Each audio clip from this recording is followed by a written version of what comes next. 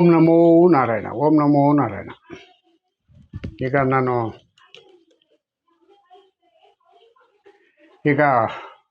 ಏನು ಹೇಳಕ್ಕೆ ಬಂದಿದ್ದೀನಿ ಅಂದರೆ, ನಮ್ಮ ರಾಜ್ಯದ ಒಂದು ಸಂಕ್ಷಿಪ್ತ ವಾರ್ತೆ ನ್ಯೂಸ್.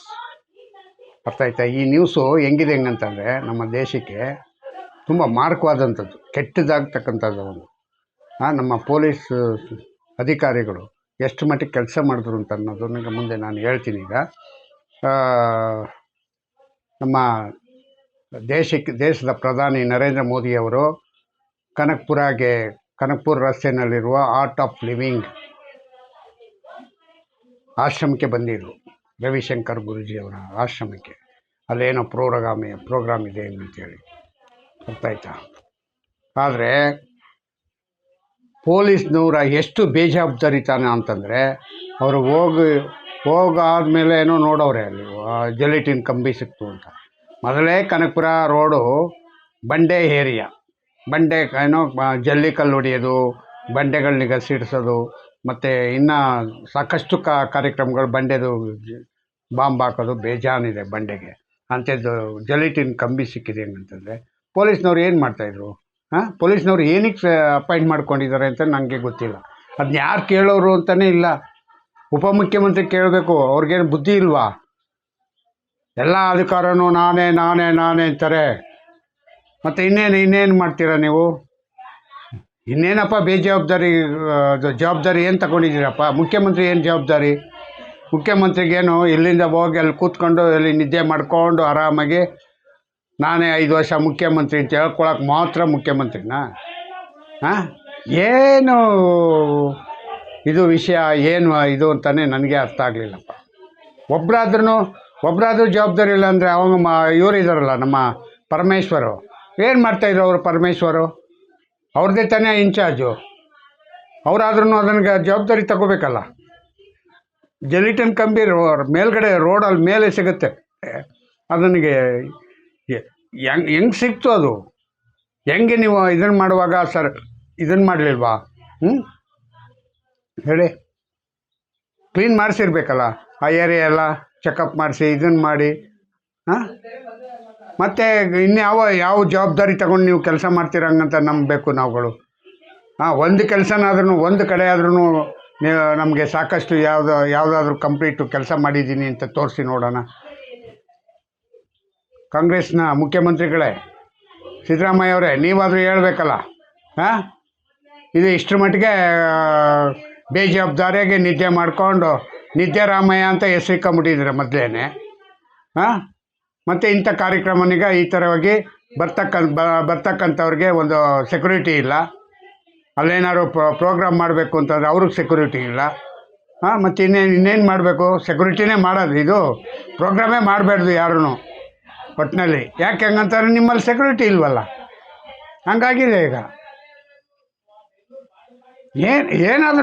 ಏನಾದರೂ ಒಂದು ವಹಿಸ್ಕೊಂಡ್ರೆ ಅದನ್ನು ಕಂಪ್ಲೀಟ್ ಎಡಿಟ್ ಮಾಡಬೇಕು. ಏನಾದರೂ ಹೆಚ್ಚು ಕಡಿಮೆ ಆಗಿದರೆ ಯಾರಿಗೆ ಜನ ಬೈತಾರೆ? ಬೇರೆ ದೇಶದ ಜನ ಬೇರೆ ರಾಜ್ಯದ ಜನ ಏನಂತಾರೆ? ಬೆಂಗಳೂರಿಗೆ ಹೋದ್ರು, ಹೆಚ್ಚು ಕಡಿಮೆ ಆಗೋಯ್ತು, ಹಂಗಾಯಿತು ಹಿಂಗಾಯಿತು, ಅಲ್ಲಿ ಪೊಲೀಸ್ನವ್ರು ಇರಲಿಲ್ವಾ, ಅವ್ರ ಸರ್ಕಾರ ಇರಲಿಲ್ವಾ, ಮತ್ತು ಇನ್ನೇನದು? ಹೇಳಿ. ಯಾವ ರೀತಿ ಅನುಕೂಲತೆ ಕೊಡ್ತೀರಿ, ಯಾವ ರೀತಿ ಇದನ್ನು ಮಾಡ್ತೀರಿ ಹಂಗಂತ ನಾವೇನು ಅರ್ಥ ಮಾಡ್ಕೋಬೇಕು ಅನ್ನೋದೇ ಗೊತ್ತಾಗಲಿಲ್ವಲ್ಲ. ಅಲ್ವಾ? ಸೆಕ್ಯೂರಿಟಿ ಬೇಕಲ್ರಿ ಮಿಸ್ಟರ್ ಸಿದ್ದರಾಮಯ್ಯ ಅವರೇ, ನಿದ್ದೆ ರಾಮಯ್ಯ ಅವರೇ. ಈ ಸೆಕ್ಯೂರಿಟಿನೂ ಇಲ್ಲ, ಏನೂ ಇಲ್ಲ. ಸೆಕ್ಯೂರಿಟಿ ಅನ್ನೋದೇ ಮರೀಚಿಕೆ ಆಗ್ಬಿಟ್ಟೈತೆ ಈಗ. ಪೊಲೀಸ್ನವರೇ ಇಲ್ಲ ಹಂಗಾರೆ. ಪೊಲೀಸ್ ಕಮಿಷನರ್ ಏನಕ್ಕಿರೋದು? ಅವರು ಆರ್ಡ್ರ್ ಕಾಪಿ ಮಾಡಲಿಲ್ವಾ? ಬರ್ತಾಯಿದ್ದಾರೆ ಹೊರಗಡೆಯಿಂದ, ಪ್ರಧಾನಿ ಬರ್ತಾಯಿದ್ದಾರೆ, ಆ ಏರಿಯಾನಿಗ ನೀವು ಸೂಕ್ಷ್ಮ ಪ್ರದೇಶನಿಗ ಏನಾದ್ರು ಇದೆಯಾ ಇಲ್ವಾ ಅಂತ ಚೆಕ್ ಮಾಡಿ ಇಟ್ಕೊಳ್ಳಿ ಹೆಂಗಂತ ಹೇಳ್ಬೇಕಲ್ವಾ? ಮೊದಲೇ 1 ದಿನ 2 ದಿನ ಮುಂಚೆ ಕೊಡ್ತಾರೆ ಟೈಮು.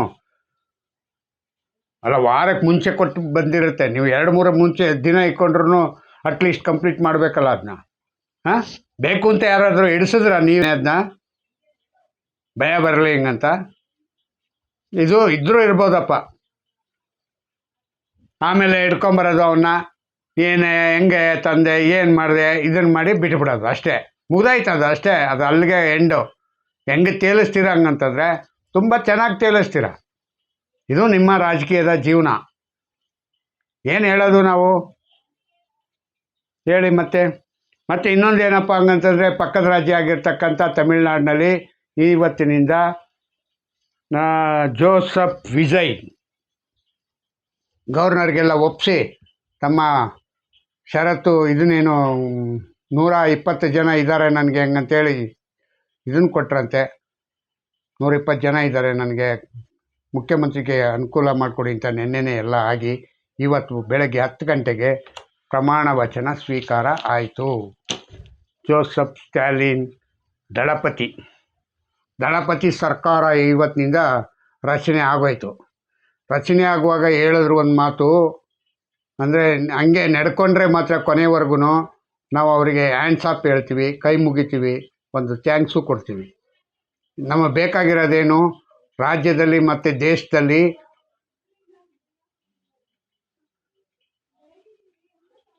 ಮೋಸ ಆಗಬಾರ್ದು, ಜನರ ದುಡ್ಡು ಹಾಳಾಗಬಾರ್ದು, ಜನರ ದುಡ್ಡಿಗೆ ಕದಿಬೇಡ್ದು.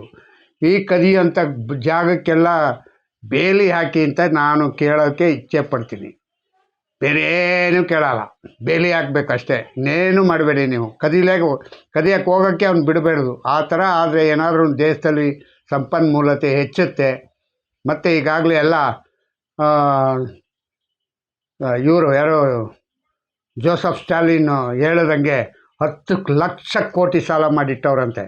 ಅದಕ್ಕೆ ಇವರು ಈ ಕಡೆಯಿಂದ ಡಿ ಎಮ್ ಕೆ ನಾಯಕ ಹೇಳ್ತಾನೆ, ನಾವು ಏನು ಅಂದಾಜಿನ ವೆಚ್ಚಕ್ಕಿಂತ ಮೇಲೆ ಹೋಗಿಲ್ಲ, ಅದ್ರ ಒಳಗಡೆನೇ ನಾವು ಸಾಲ ಮಾಡಿದ್ದೀವಿ. ಹಂಗಾರೆ ಸಾಲ ಮಾಡ್ಬೋದೇನೋ? 10 ಲಕ್ಷ ಅಲ್ಲ, 20 ಲಕ್ಷ ಕೋಟಿನೂ ಸಾಲ ಮಾಡ್ಬೋದು. ವರ್ಷನೂ 1 ಲಕ್ಷ 2 ಲಕ್ಷ ಕೋಟಿ ಸಾಲ ಮಾಡ್ಕೊಂಡು ಹೋಗ್ತಾಯಿದ್ರೆ ಸಾಲ ತೀರ್ಸೋದು ಯಾರು? ಉಳಿತಾಯ ಮಾಡಬೇಕಾದದನ್ನೀಗ ಬರೀ ಸಾಲನೇ ತೋರಿಸ್ಕೊಂಡು ಹೋದರೆ ಮತ್ತೆ ಯಾವಾಗ ಅದನ್ನೀಗ ಸರಿ ಮಾಡೋದು? ಡಿ ಎಮ್ ಕೆ ನಾಯಕರೇ, ಎಷ್ಟರ ಮಟ್ಟಿಗೆ ನಮ್ಮ ರಾಜ್ಯದಲ್ಲೂ ಒಬ್ಬರಿದ್ದಾರೆ, ಅವರು ಹಂಗೇನೆ 17 ಬಜೆಟ್ ಮಾಡೋರಂತೆ. ಅವ್ರಿಗೂ ನಿಮಗೂ ಏನು ವ್ಯತ್ಯಾಸ ಇಲ್ಲ, ನೀವು ಅದೇ ಹೇಳಿದ್ದೀರ.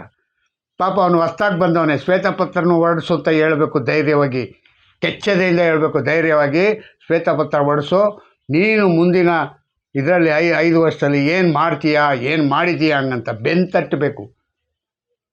ಏನಿಲ್ಲ, ಎಲ್ಲ ನಾನು ಸರಿ ಮಾಡಿದ್ದೀನಿ, ನಾನು ಮಾಡಿರೋದನ್ನ ನೀನು ನಡೆಸ್ಕೊಂಡು ಹೋಗು ಅಂತ ಹೇಳೋದಲ್ಲ. ಯಾರು ಅಡುಗೆ ಮಾಡಿದ ಊಟನಿಗೆ ಸರಿ ಅಂತ ಯಾರೂ ಒಪ್ಕೊಳ್ಳಲ್ಲ. ಅವರು ಅದಕ್ಕೆ ಏನಾದ್ರೂ ಒಂಚೂರು ಎಲ್ಲ ತಿಂದು ನೋಡ್ಬಿಟ್ಟು ಒಂಚೂರು ಉಪ್ಪು ಹಾಕಿದ್ರೆ ಅಂತೆ ಅದು ಊಟ ಸರಿಯಾಗಿದೆ ಹಂಗಂತ ಹೇಳೋದು. ಅಲ್ಲಿವರೆಗೂ ಪ್ರತಿಯೊಬ್ಬರೂ ಎಲ್ಲರ ಊಟಕ್ಕೂ ಉಪ್ಪಿಲ್ಲ ಹಂಗಂತ ಹೇಳೋದು ಸಹಜ. ಇಲ್ಲ ಸಪ್ಪೆ ಆಗಿದೆ ಅಂತ ಹೇಳೋದು, ಇಲ್ಲ ಇದು ಏನೋ ಉಪ್ಪಾಗಿದೆ ಅಂತ ಹೇಳೋದು, ಏನಾರು ಒಂದು ಹೇಳ್ಬೇಕಂತೆ. ಹಂಗೆ ಸರ್ಕಾರ ನಡೆಸ್ತಕ್ಕಂಥವ್ರು ನೀವು ಯಾವ ರೀತಿ ಇರಬೇಕು ಅಂತಂದರೆ ಪಾರದರ್ಶಕತೆ ಇರಬೇಕು. ನನಗೆ ಜೋಸಫ್ ಸ್ಟಾಲಿನ್ ಮಾತಾಡಿದಂಥ ಗಂಟೆಗೋಸ್ವಾಗಿ ಹೇಳ್ತಕ್ಕಂಥ ಮಾತುಗಳೆಲ್ಲ ನನಗೆ ತುಂಬ ಮೆಚ್ಚುಗೆ ಆಯಿತು. ನೀನು ಹಂಗೆ ಇರು ರಾಜ, ನಿನಗೆ ಮೊನ್ನೆನೂ ಕೂಡ ನಾನು ಹೇಳಿದೆ, ನೀನು ಗೋಲ್ಡನ್ ಮ್ಯಾನ್ ಅಂತ. ನೀನು ಆ ಗೋಲ್ಡನ್ ಮ್ಯಾನಾಗಿ ನೀನು 5 ವರ್ಷ ಕಂಪ್ಲೀಟ್ ಮಾಡು ಸಾಕು. ನೀನು ಮತ್ತು ಇದೆಲ್ಲ ಕಾಂಗ್ರೆಸ್ಸು ಮತ್ತು ಯಾರ್ಯಾರನ್ನ ಜೊತೆ ಸೇರಿಸ್ಕೊಂಡಿದ್ಯಾ, ಇವರೆಲ್ಲ ದೊಡ್ಡ ಕಳ್ಳರು. ಅವರ ಲೀಡ್ರ್ಗಳವರಲ್ಲ ಇವರೆಲ್ಲ, ಪಾಪ ಈ MLAಗಳಲ್ಲ, ಆ ಲೀಡ್ರ್ಗಳವರಲ್ಲ. ಆ ಲೀಡ್ರ್ಗಳು ಕಳ್ತನ ಮಾಡೋಕ್ಕೆ ಹೇಳ್ಕೊಡ್ತಾರೆ. ಕಾಂಗ್ರೆಸ್ ಲೀಡ್ರು ಫಸ್ಟ್ ಹೇಳ್ಕೊಡೋದೇ ಕಳ್ತನ. ನನಗಿಷ್ಟು ಬೇಕು, ಇಷ್ಟು ಲಕ್ಷ ಬೇಕು, ನನಗೆ ನಿನ್ನ ತಂದುಕೊಡ್ಬೇಕು ಅಂತಾನೆ. ಆವಾಗ ಇವನೇನು ಮಾಡ್ತಾನೆ, ಬಂದು ನಿನ್ನ ಹತ್ರ ಕದಿಲೇಬೇಕು. ಇದು ಮನಸ್ಸಲ್ಲಿ ಇಟ್ಕೊಳ್ಳಿ. ಈ ಕದಿಯೋಕ್ಕೆ ಹೇಳ್ಕೊಡೋದು ಯಾರಪ್ಪ ಅಂತಂದರೆ ಕಾಂಗ್ರೆಸ್ನ ಲೀಡ್ರ್ಗಳು ಮತ್ತು ಯಾವುದೋ ಪಾರ್ಟಿಗಳೆಲ್ಲ ಒಂದು 3-4 ಪಾರ್ಟಿಗಳು ನಿಂಗೆ ಇದು ಮಾಡವ್ರೆ. ಯಾರ್ಯಾರು ಪಾರ್ಟಿ ನಿಮ್ಮ ಪಾರ್ಟಿಗಳಲ್ಲಿ ಯಾರು ಎಷ್ಟು ನೈಪುಣ್ಯತೆಯಿಂದ ಇದ್ದಾರೆ, ಎಷ್ಟು ಸಹಜವಾಗಿ ಅವ್ರೆ ಅನ್ನೋದು ನನಗೆ ಗೊತ್ತಿಲ್ಲ.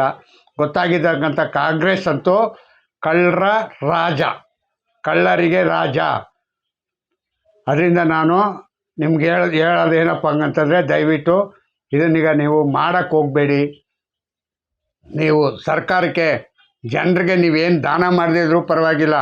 ಸ್ಟಾಲಿನ್ ಅವರೇ, ನೀವು ದಾನ ಮಾಡಬೇಕು ಅಂತೇಳಿ ನೀವು ಸಾಲ ಮಾಡಿಬಿಟ್ರೆ ದೊಡ್ಡವರು ಅನ್ಸ್ಕೊಳ್ಳಲ್ಲ. ಒಂದೇ ಒಂದು ಏನೂ ಮಾಡಬೇಡಿ. ದೇಶದಲ್ಲಿ ಇರ್ತಕ್ಕಂಥದ್ದು ಒಂದೇ ಒಂದು ದೊಡ್ಡ ಪಿಡುಗು ಈಗ ಸಾರಾಯಿ ಪಿಡುಗು, ಡ್ರಿಂಕ್ಸ್ ಒಂದು ನಿನ್ನ ಟ್ಯಾಕ್ಸ್ ನಂಗೆ ಬೇಡ ಹಂಗಂದ್ಬಿಟ್ಟು ಬ್ಯಾನ್ ಮಾಡಿಬಿಡಿ. ನೀವು ಎಲ್ಲ ಫ್ರೀನೂ, ನೀನು ಯಾವುದೂ ಫ್ರೀ ಕೊಡಬೇಡಿ, ಎಲ್ಲಕ್ಕೂ ಚಾರ್ಜ್ ಮಾಡ್ಕೊಳ್ಳಿ. ಅದೊಂದಕ್ಕೆ ಮಾತ್ರ ಟ್ಯಾಕ್ಸ್ ಬೇಡ ನನಗೆ ಅಂದ್ಬಿಟ್ಟು ಸಾರಾಯಿನಿಗ ಬ್ಯಾನ್ ಮಾಡಿ ಸಾಕು ನನಗಷ್ಟೇ. ನಾನು ಕೈ ಮುಗಿದು ಕೇಳ್ಕೊತೀನಿ. ಯಾಕೆಂದರೆ ಎಷ್ಟೋ ಹೆಣ್ಮಕ್ಳು ಸಂಸಾರಗಳು ನರಳ್ತಾ ಇರ್ತಕ್ಕಂಥದ್ದು ಯಾವುದರಿಂದ ಅಂತಂದರೆ ಸಾರಾಯಿಯಿಂದ. ಸಾರಾಯಿ ಮತ್ತು ಅದೇನೇನು ಹೇಳ್ತಾರೆ ವಿಸ್ಕಿ ಬ್ರಾಂದಿ ಅದೆಲ್ಲ ಇವೆಲ್ಲ ಎಲ್ಲನೂ ಅಷ್ಟೇ. ಜನರಿಗೆ ಏನಾಗಿದೆ ಹೆಂಗಂತಂದರೆ ಕ್ರೇಜಿ ಆಗಿಬಿಟ್ಟಿದೆ. ನಾವು ಕುಡಿದ್ರೆ ಮನುಷ್ಯರು ಅನ್ನೋ ಮಟ್ಟಕ್ಕೆ ಆಗೋಗ್ಬಿಟ್ಟಿದೆ. ಹಂಗಾಗಿ ಅವ್ರು ಏನು ಮಾಡ್ತಾಯಿದ್ದಾರೆ ಹೆಂಗಂತಂದರೆ ಎಲ್ಲ ಕುಡ್ತಕ್ಕೆ ಬಿದ್ದುಬಿಟ್ಟಿದ್ದಾರೆ. ಅವ್ರನ್ನ ಹೆಂಗಾರು ಮಾಡಿ ನೀವು ಕಂಟ್ರೋಲ್ ಮಾಡಬೇಕು. ಆ ಕಂಟ್ರೋಲ್ ಮಾಡಬೇಕು ಅಂದರೆ ಅದೊಂದು ಕೆಲಸ ಮಾಡಿ, ಯಾವ ಗ್ಯಾಸು ಫ್ರೀ ಕೊಡಬೇಡಿ, ಮತ್ತು ಏನೋ ಸಾಮಾಜಿಕವಾಗಿ 2,500 ಕೊಡ್ತೀವಿ ಅಂತಂದ್ರಲ್ಲ ಮನೆಗೆ ಮಹಿಳೆಗೆ, ಅದೂ ಬೇಡ. ಫಸ್ಟ್ ಮಾಡಬೇಕಾಗಿರೋದೇನಪ್ಪ ಅಂದರೆ ಡ್ರಿಂಕ್ಸ್ನಿಗೆ ಬ್ಯಾನ್ ಮಾಡಿಬಿಡಿ. ನೀವು ಯಾವುದು ಇದರಲ್ಲಾಗಿದೆಯಲ್ಲ ಬಿಹಾರಲ್ಲಿ ಮಾಡೋರಲ್ಲ, ಹಂಗೆ ನೀವು ಒಂದು ಮಾಡಿ ನಿಮ್ಮ ರಾಜ್ಯನೂ ಒಂದು ಮೊದಲನೇ ಸ್ಥಾನಕ್ಕೆ ಬರಲಿ. ಈಗ ಎಷ್ಟೋ ಅಲ್ಲಿ ಅನುಕೂಲ ಆಗ್ತಾಯಿದೆ. ನೀವು ಒಂದು ಇದನ್ನು ಮಾಡಿ, ತುಂಬ ಒಳ್ಳೆಯದಾಗತ್ತೆ. ಅವಾಗ ನಡೀಬಹುದು ಯಾವುದು ಬಟ್ಟಿ ಸಾರಾಯಿ ಅದು ಇದು ಆಳು ಮುಳು. ಅದನ್ನೀಗ ಆವಾಗವಾಗ ಹಿಡಿದು ಬಡಿದು ಸದೆ ಬೆಳೆದು ಅವ್ರನ್ನೀಗ ಒಳ್ಳೆ ದಾರಿಗೆ ತಗೊಂಬರ್ಬೋದು. ನಿಮ್ಮ ಕೈಲಿ ಸಾಧ್ಯ ಇದೆ. ಇದನ್ನೀಗ ಬ್ಯಾನ್ ಮಾಡಿ ಅಂತ ಹೇಳ್ತಾ ನಾನು ನನ್ನ ಸಲಹೆನೀಗ ನಿಮ್ಗೆ ಕೊಡ್ತಾಯಿದ್ದೀನಿ. ಇಷ್ಟು ಹೇಳಿ ನಾನು ನನ್ನ ಮಾತನ್ನ ಮುಗಿಸ್ತೀನಿ. ಜೈ ಹಿಂದ್, ಜೈ ಕರ್ನಾಟಕ ಮಾತೆ. ಓಂ ನಮೋ ನಾರಾಯಣ, ಓಂ ನಮೋ ನಾರಾಯಣ.